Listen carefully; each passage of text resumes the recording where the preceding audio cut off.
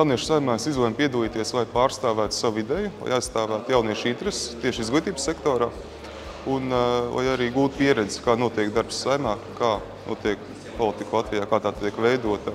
Es ātri ģenerēju visas idejas, kas man bija prātā, un iesūtīju savu ideju, un tā arī es šeit nokļuvu. Tas bija tā ļoti spontāni. Man sagribējās pamēģināt kaut ko jaunu, un es vairāk aktīvāk nodarbojos projektos, un tāpēc es izdomāju arī pamēģināt.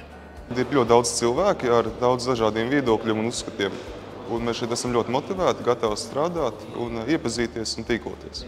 Es sagaidu daudz atmiņu, varbūt arī iegūt jaunus draugus un arī painteresanti nodarboties.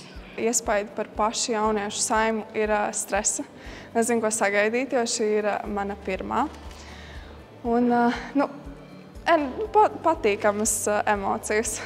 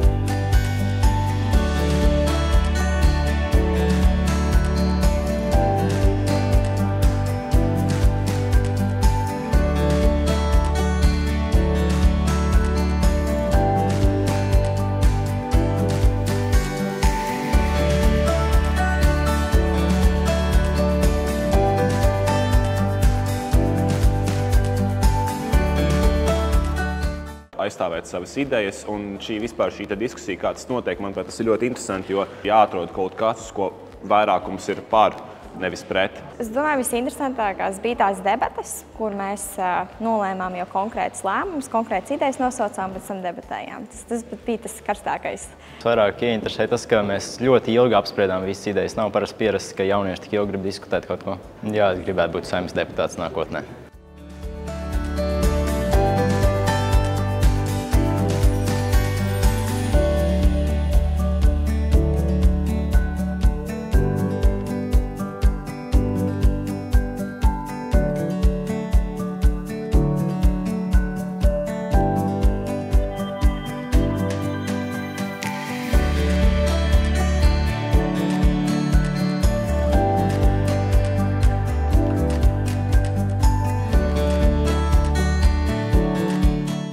Pēc 20 gadiem es ceru tomēr, ka būs progress.